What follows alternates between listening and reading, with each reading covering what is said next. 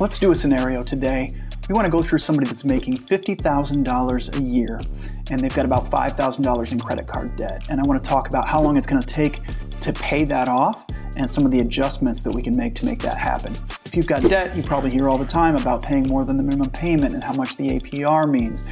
But one of the things we don't often do is look at that inside an entire system. So what's your income look like? What are all your fixed expenses? What are your variable expenses? What do you have going out for like food, gas, and entertainment? How much are you saving for an emergency? How much are you paying toward debt? And I just want to go through all of that to talk about this one scenario. So I'm going to open up the spreadsheet and let's get right into it. All right, so here's the layout, and let me take you through it quickly. You can see the net paycheck this person is bringing in is about $1,306 per pay period. We have bi-weekly pay periods with our first one on June 12th of 2026. And we've got rent. We're $1,400 in rent. We've got a car payment at $420, car insurance at $180. Cell phone, probably Cricket Wireless, $45, something like that. Probably not like a big time carrier. Electricity, about $100. And then we're putting away $10 to savings every paycheck just to build up a rainy day fund.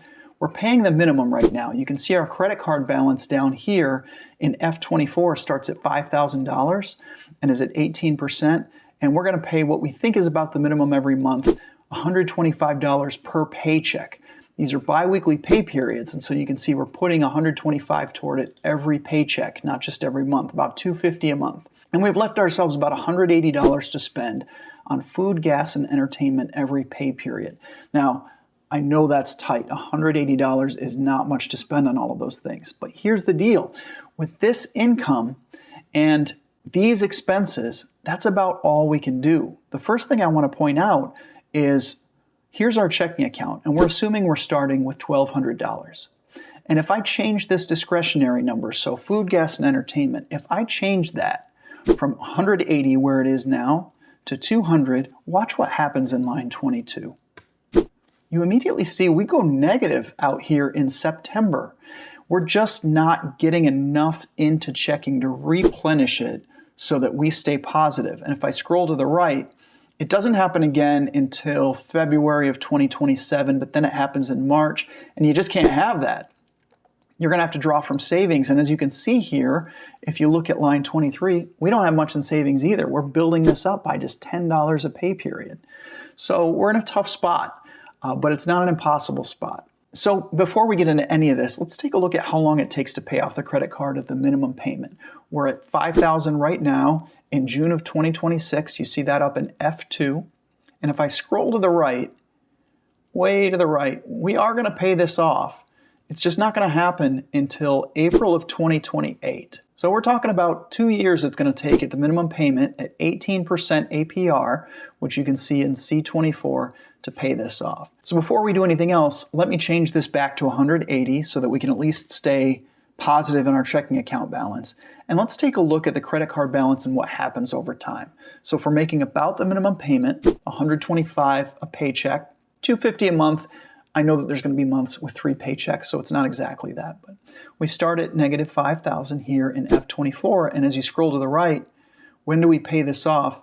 It looks like that number goes positive in April 2028. And so let's look at this whole thing as a big picture. We don't want to look at just one debt in a vacuum. We want to look at our paycheck, we want to look at our expenses, and we want to see what we can do. Now, I'll say here, there's not a lot we can do. Our biggest expense by far is rent. And so obviously, if you were to get a roommate and split that in half, that's going to make a huge dent.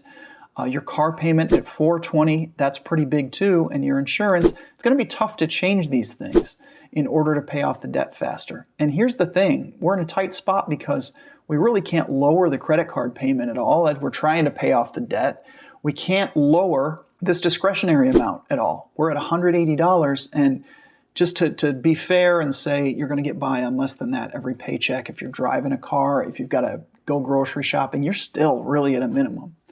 So what do we do here? And the answer isn't easy. One of the answers would be we got to do something about the car. If you were able to get public transportation and get rid of the car payment and insurance, that's one route we could go. We don't have a lot saved up. It's not like we can just trade this in and buy some other car for less than that. We're assuming it's about a $20,000 car with a 60-month term. $420 is not crazy for a car payment if you have a car.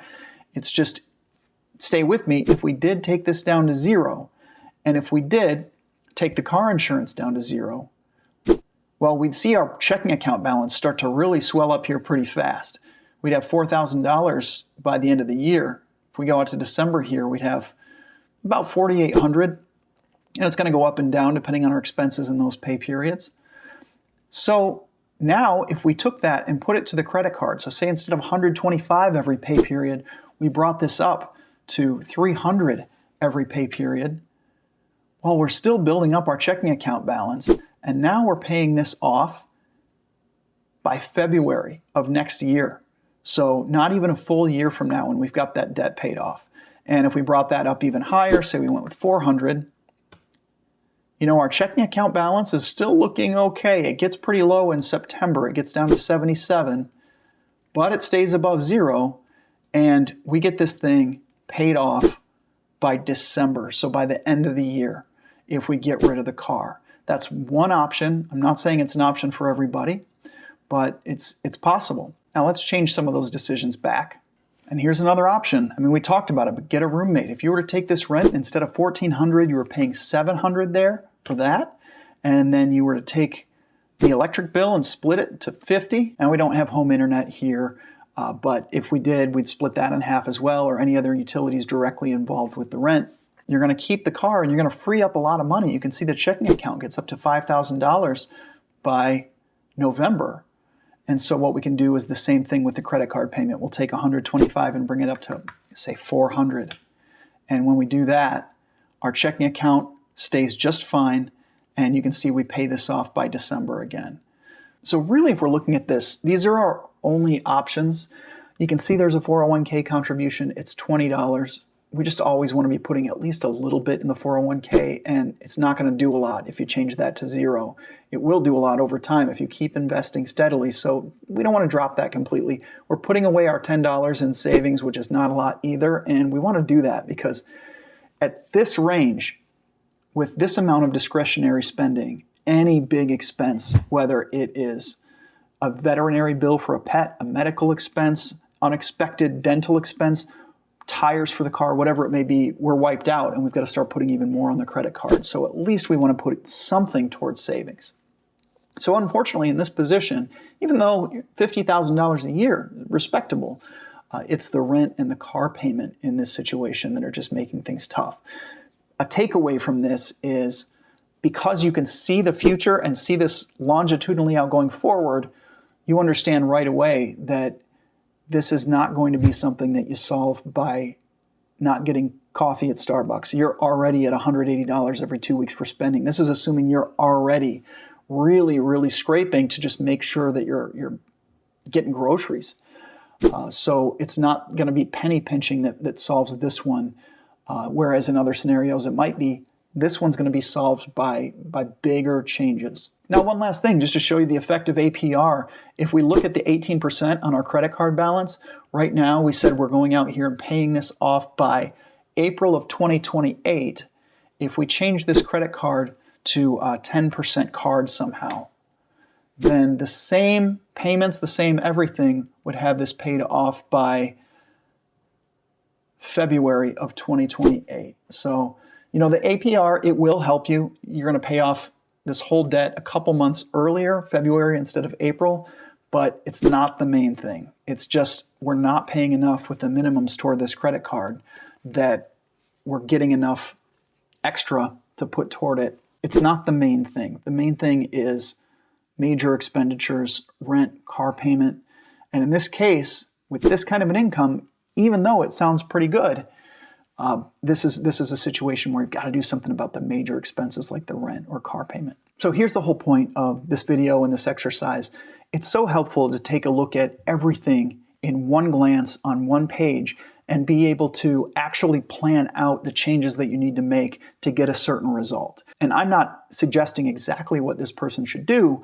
What I'm saying is if you model it out, then you can make your own decisions about the changes you need to make to get control and to start doing the things that you need to do.